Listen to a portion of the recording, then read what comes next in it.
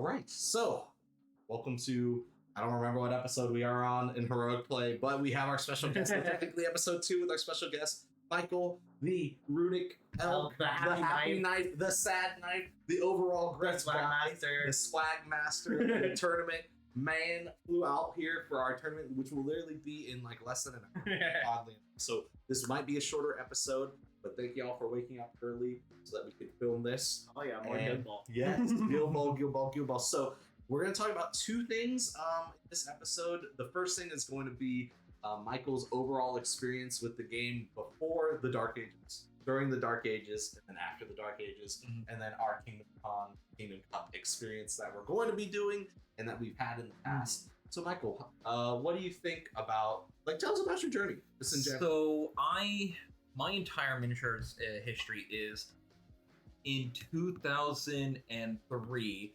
There's a shopping mall in San Francisco called Metreon, and it had a Games Workshop, and I played one demo of Battlefleet Gothic and one demo of the Lord of the Rings miniatures games, and I didn't play any miniatures for that. Like, I had those two demos in the store, and I just never played them.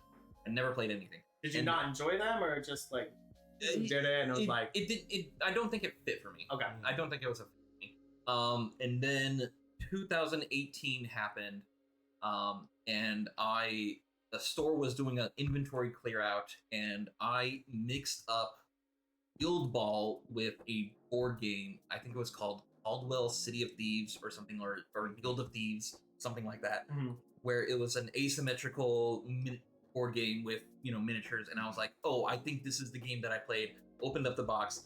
Oh, it's not the game I was box thinking. was it? This was the kickoff box. Okay. So because it was kickoff, and then in letters Guild Ball, and I was like, I just had those two games confused. Got the game, played, watch it played with Rodney on the YouTubes, and then I played it with my girlfriend at the time, and then immediately the week after, oh hey, there's a tournament happening. Went to that tournament. Oh yeah. Whoa. And so I was doing Masons at the time. So this was September 2018, and in terms of Guild Ball history at that point, the parent guild, the major guilds, they were released.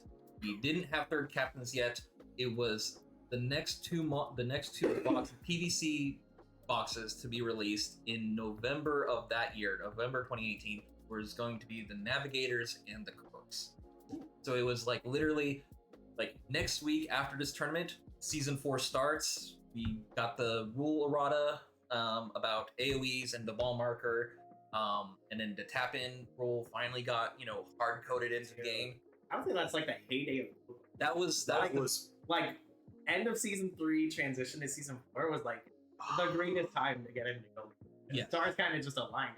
It was all aligned, and then so I played only locally in San Francisco, and because of the job that I had at the time, I couldn't travel out for being like, oh hey, I'm taking Friday or Monday off, and I'm flying out somewhere, gonna play in a tournament, and then come back to work. So I couldn't do that, and also I just only knew the folks in San Francisco, and then eventually after about a year, this would have been 2019, is when I finally met and recognized the Sacramento players, and found out that they play in Vacaville, which is halfway between San Francisco and Sacramento. So it's everyone converges here once a month for every other month, and it's we got a tournament, and we were doing 10 to 14 people at these tournaments. Hell yeah.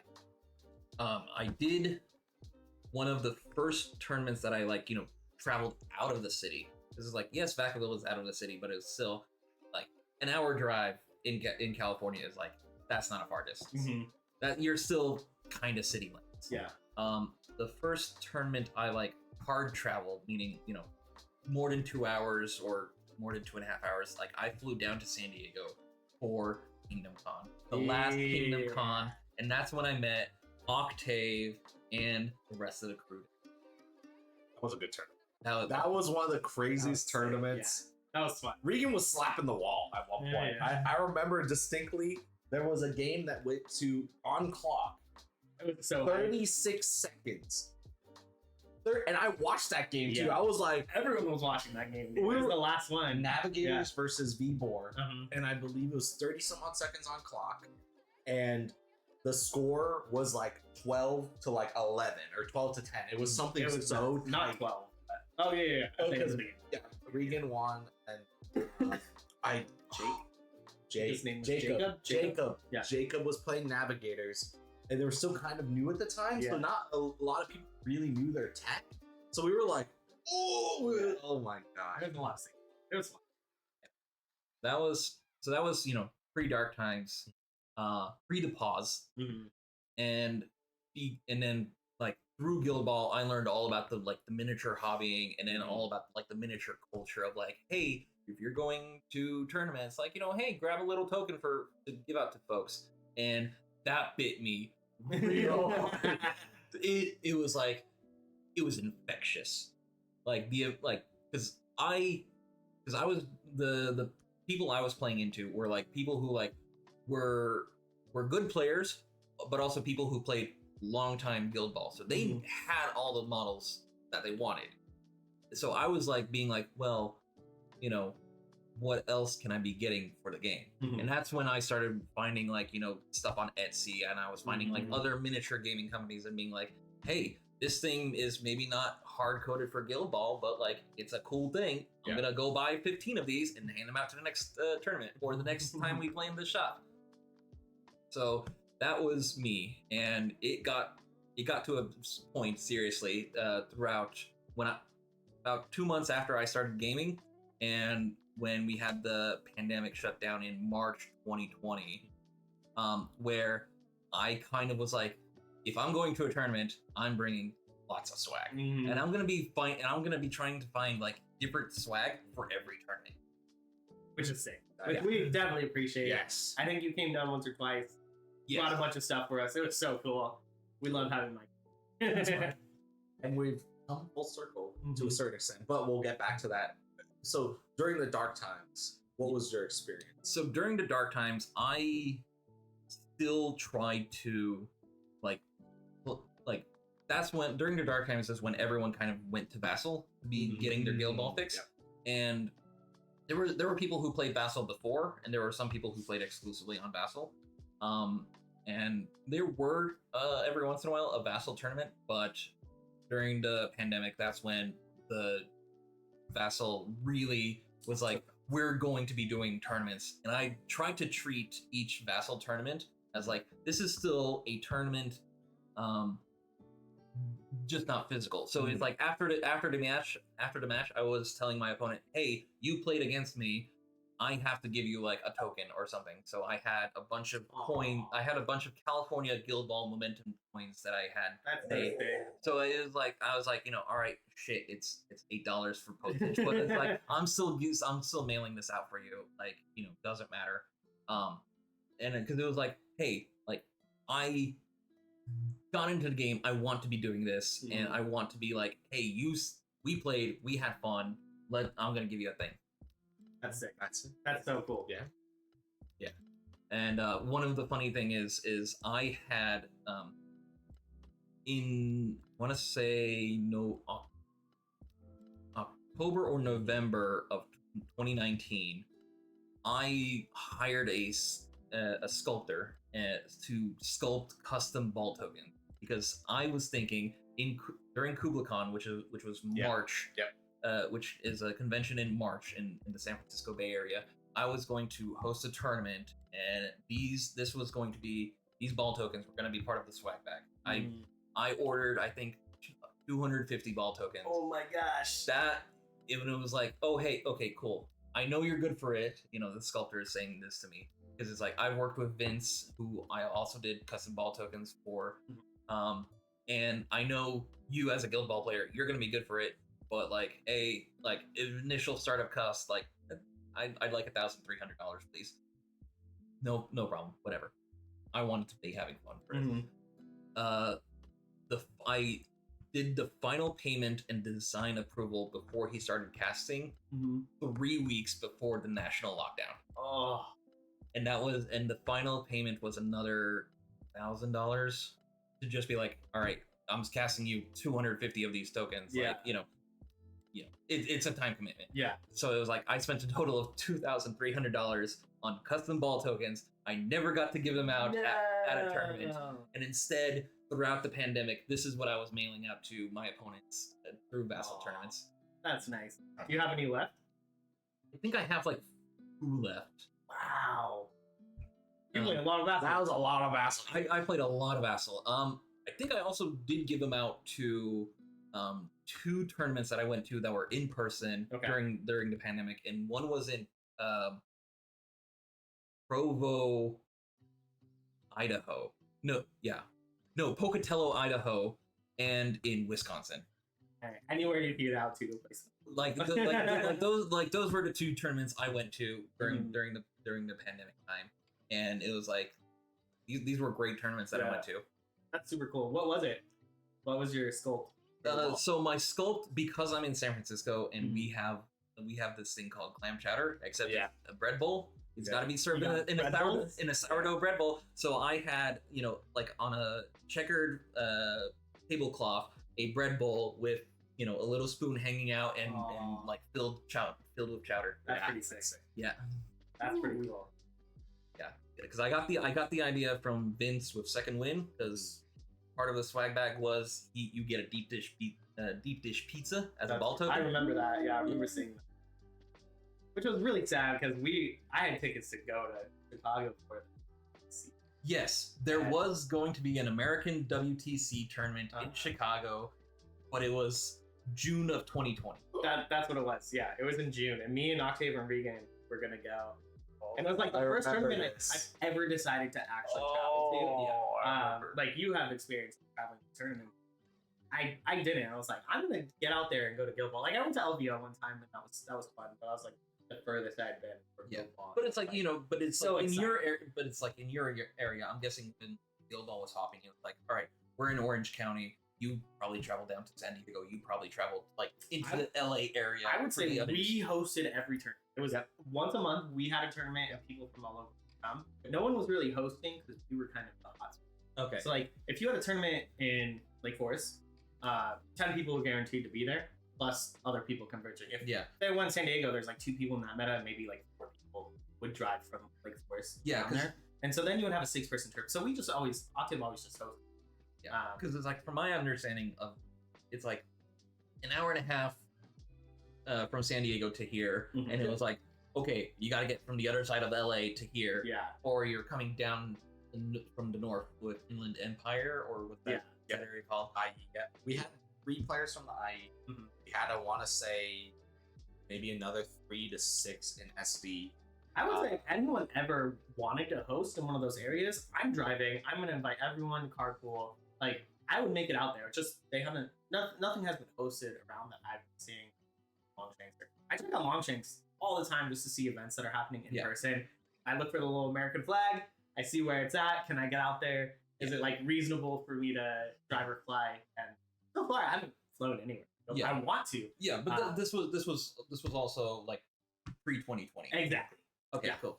Yeah. And any other sort of like notes that you want to hit on during like the pause or the dark times, or Did you say the community got closer during that time? Definitely got closer. Like, do you feel like you got smaller and more like? Is it kind of like a? It got smaller in terms of like actual people, because it's like during the pandemic, some people had kids. Well, okay, I don't have time to be playing. I don't have time to be playing all these miniature games online. But it's like, I'm bowing out. Like but also like, hey, the pandemic has just changed me as a person, and I just want to be doing something else. So definitely the community did get physically smaller, but the Discord was still popping every day, like 15-20 messages every day, being like, people were just like shit posting, and it was like, at this point, like this was the kind of friendship you have at like from your game store with the other folks. I did at one point send Niels a cake. Nice. And Niels, for people who are listening to this, he the hat, the inspiring hat on the Discord, and he was at the time one of the steering committee members for the community project. But like the story is like I had him in with I drew against him in a tournament, and he had to like reschedule something with his wife, and so like on the Discord call, like I asked him, hey, is your wife in the do you have your speakers on, and like can your wife hear you? And he's like, yeah, she can. And I'm like, Mrs. Hat, I'm going to be sending you a cake as an apology. So be sure to have Niels give me his address. It took about 6 months for me to find a courier company to send this cake from Poland to the hat, but I eventually did. Oh wow! Did he like it? Yeah. I mean, most importantly, his wife liked it. Perfect. Because this was a cake that I sent to the wife as an apology. That's awesome. Yeah.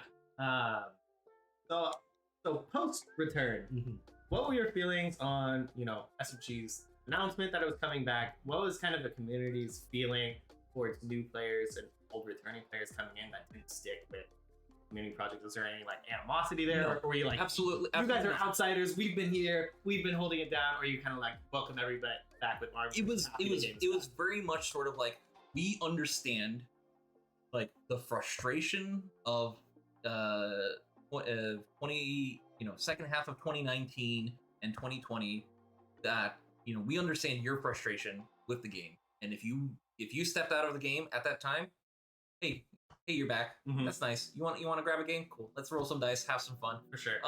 If you joined us during the pandemic, hey, you're probably now gonna start playing physical games. Like, cool. Yeah. Let's meet up. Let's grab dice. There was never, I've never seen any animosity being like these new players or people who stepped out and didn't weather the storm, the time with us. Like, I've never seen any of that. Cool. So it's very much sort of like, hey, this was a game. You love this game. I love the game, and we want to be playing this game. Like, if you've got stuff, if you've got time, let's play a game. Honestly, it's everything always, I would expect from football. Every interaction I've had with the community is fantastic. So Yeah. I wouldn't expect any. yeah, like through the interaction of the Guild Ball community, Octave, the big boss down here in SoCal, that's one of the groomsmen at my wedding. Oh yeah, that's so sick. I still see the picture. Oh my goodness. So, post the dark, So the revival. the revival, Revival. the second coming, or the resurrection, whichever. Whatever sacrilege. Whatever acronym. But what compares to pre darkness or pre lights out, now that the lights are back on, what would you say is the differences between pre darkness and post darkness? There's going to be two different phases. Like, there's going to be the phase where like the revival started, and we got the start of the POD, the print on demand orders.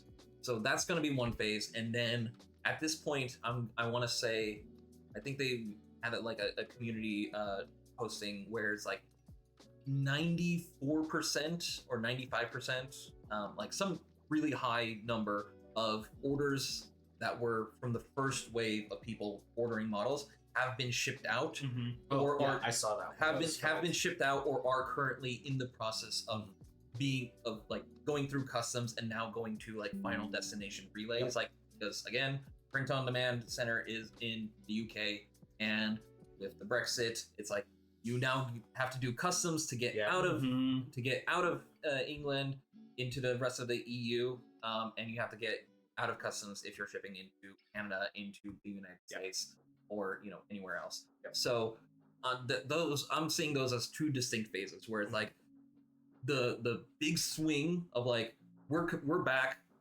start putting in orders to get models, and now models have arrived. So the first part, big swing, we're back.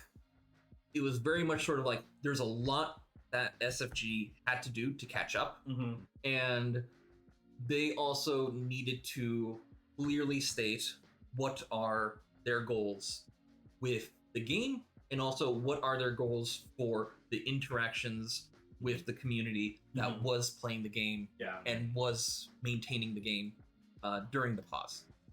And the communications so far have been absolutely like very good in from what I have been reading on the posts. And also the communications that the steering committee, because they're all active on the Discord. Like they're saying, hey, we've had a talk with Perkins and SFG and Rich and Loxham and Matt. Wait, Rich Loxham and Matt Hart. Yeah, we've had a conversation.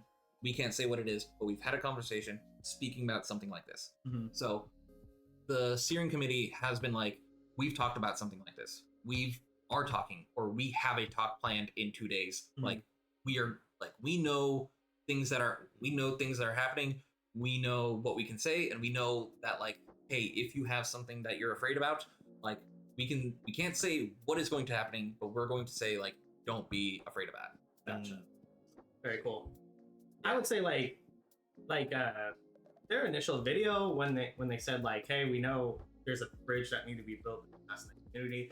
If we have to build the whole thing, we're happy to do it. If you guys want to meet in the middle, whatever needs to happen to get our game moving. Like, I really appreciated that. I thought that was cool. I'm just happy models are available. Yes. Like, as long as models are available, like, and SMG keeps them available for pod, like, that's all we need. Anything else is cake. I would love for SMG to be completely involved with erratas and new teams and all of that. But as long as the teams are actually still available, the game is not dead physically. I cannot play Vassal. It just doesn't work for me. So like, I just couldn't play Guild Ball during the pandemic, and it was really sad. And I love Guild Ball. It was almost part of my identity. And like, to have it taken away was so sad.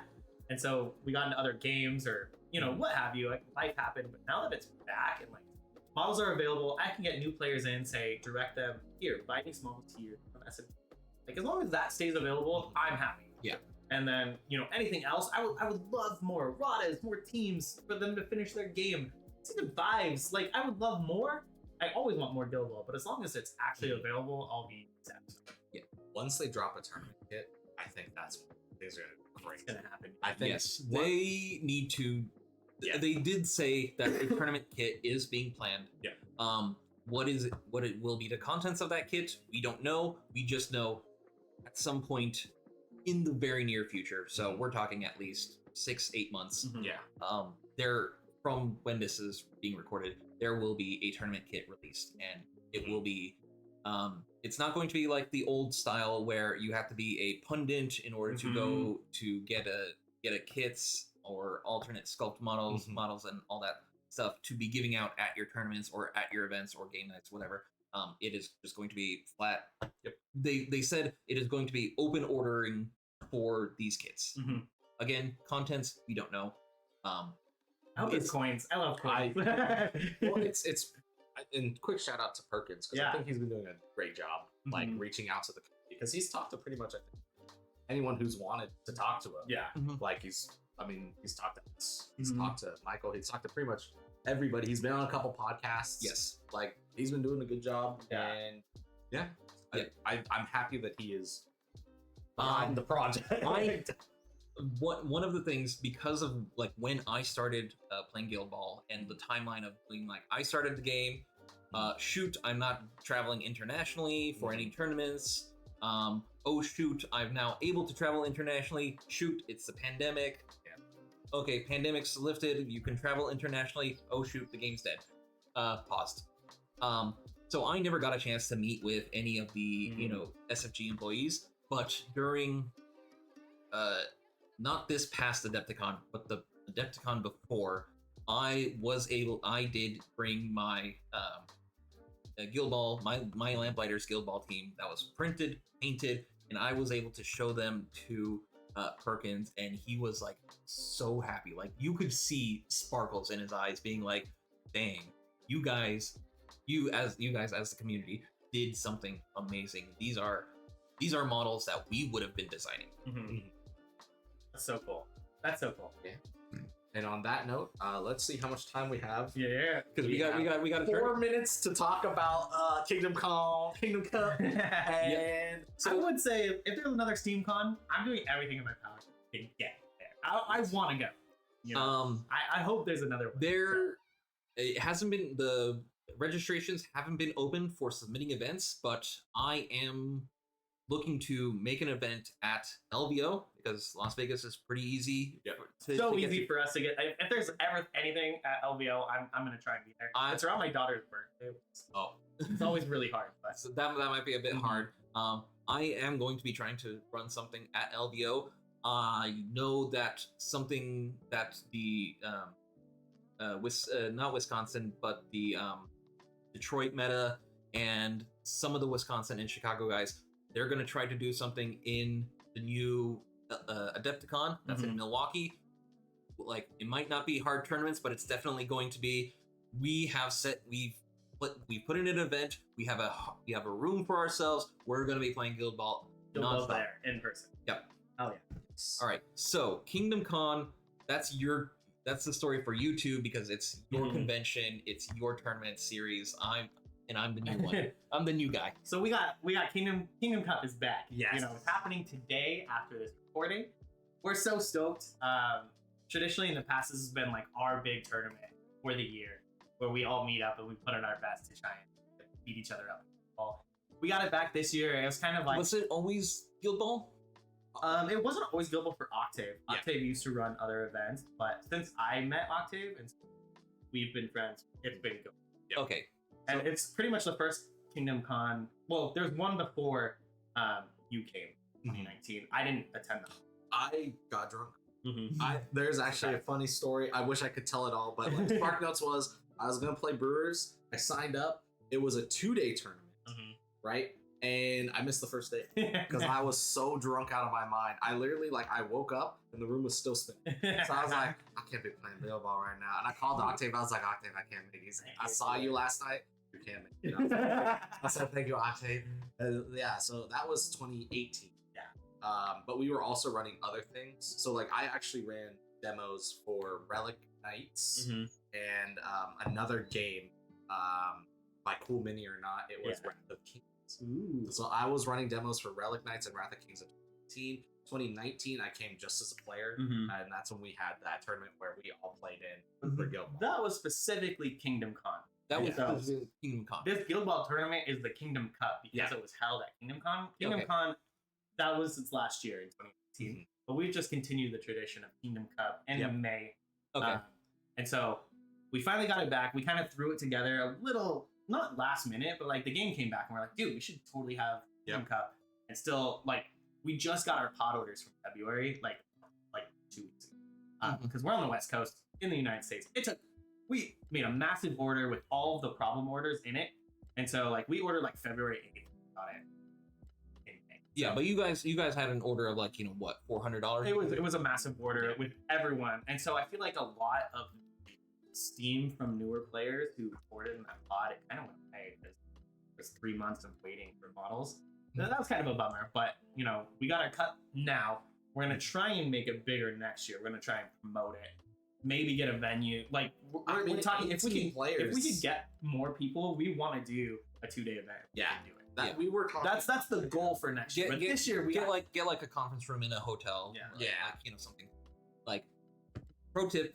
And the best tip Octave has given to me: if you're flying for something down here in SoCal, like LA or Orange County or San Diego, fly into the Santa Ana John Wayne Airport. County, Yes, that LAX is terrible. Pay the extra $100 for that ticket. I swear, it's worth specifically for me. It is like $30 cheaper to fly to Santa Ana from San Francisco. That's crazy. And like it's literally like I'm walking 6 minutes. I get into my rental car and it's like 5-minute drive and to the hotel. It's a fantastic airport. And 5-minute drive to the hotel. The hotel that I'm staying at is quite literally like just down the streets around the corner. If you guys ever fly into Orange County for a tournament down here, I will pick you up from the airport and take you to your hotel. You don't need to rent a car. So I'm gonna hit snooze It's 9:41. Yeah. I think we can make it to 9:50 Yeah. because Comic Quest is out, So this year we got 18 people, which is great. which is exciting. Well, the Like funny that's a thing is lot of people. We had 20 signups and then we had 2 dropouts. Mhm. So we're still even because I think every tournament has that like I was that in 2018, right? So 2 dropouts, right? We're still at 18 players. It's going to be a full day of what 5 rounds? It's gonna be 4 rounds. fantastic. It's going to be I'm so excited for 4 games of Guild Ball. peak. And so like I'm excited. I'm whipping out the brews. Yeah. What are we playing here? Let's explain to the camera because we know what we're playing. Yeah. But we'll go my left to right. Okay. Kev, what are you running? I'm playing Falconers. I've been playing Falconers since SMG announced to come back in. Like that week, we got out Guild Ball models and we're like, let's play some Guild Ball. We're so hyped for it. I'm like 16-1 right now with Falconers. I just lost my first game like a couple days ago. But got it out of the way, got it down for the cup. I'm so excited. I've been loving Falconers. They've been so much. I'm running a Tales Old. I'm running Brewers. Are you going to be doing the West Coast kick? Yes. So I will do that. However, I've adapted. I've learned through the dark ages. I'm drafting, which is insane. Don't let Andrew kick everyone. Don't let me kick, but I got a receiving team. So the funny thing is, I have not played Brewers since. You got a receiving? You got tech now? I have tech now. We're gonna move first round. It's gonna happen. I'm a tech guy, so I'm ready. I haven't played Brewers in 4 years. They're your boys. It's gonna be like the back of your hand. That's the thing. Is like I watched old videos. I was like a football player. I was rewatching the tapes. Oh my gosh. Right? So I've got the tech is You've done still the here. research. I've done the research. I've talked to other Brewers players. We've collaborated. He's got a film room in the back with just I Guild do. Ball. That's my projector screen right there. So like I'm ready. I don't even know if I'm drafting a full 12. I think I'm drafting 10. Perfect. That's all you need for Brewers. Nice. And then Michael, what And you then run? I'm bringing Honor Masons with a core belly flex. When I started the game, like I said, I started with kickoff, and it was the tournament I went to the week after I opened that kickoff box. It was Honor Masons. Core belly is there in case I feel like, all right, we need to end this game. I really hope we get a game together today. I love playing against Michael. I think we played that first year. We played the first year. Hammer versus Hammer. It was Hammer versus Hammer, and the only difference is on your team, it was Hammer Wrecker, Granite, Vet Harmony, O Chisel, and Mallet on your side. Vet Chisel Tower. Bet Chisel Tower on your side versus my Hammer Wrecker, Granite, Vet Chisel, Vet Honor, and Snakeskin on my side. Yeah, I remember that. You can still run Mercenaries at that time. Yeah. Or Union. Yeah, that was cool. That was a fun game. That's when I met Michael. We had a blast. It was a great game. I think it literally went down to like 10-12. And I think you won because you had an activation. You were doing a hammer activation for I think Let's I Take. had a 6-point activation. The kick. Yeah, that was your middle 6 points because you did a takeout. You did a takeout first, and then you did a takeout goal. Yeah, I think it was And end of then turn 1 takeout with hammer, and then I had the momentum, and then it was top a turn. takeout goal on Yeah. the turn. Yeah. Fun stuff. All right, with that, should we be getting to our tournament? Yeah, we're getting. Yeah. So Yeah. all right, thank you guys for watching. Thank you guys. And Thanks for having Michael yes, here. thank you, Michael, for So coming. excited. We literally all showed up at like 7 in the morning, so we could. We filmed one episode. That might be going up earlier, or it might be going up after this. Who knows? Magic of that thing. All right, y'all. Thank you so much. Thank you guys. Peace.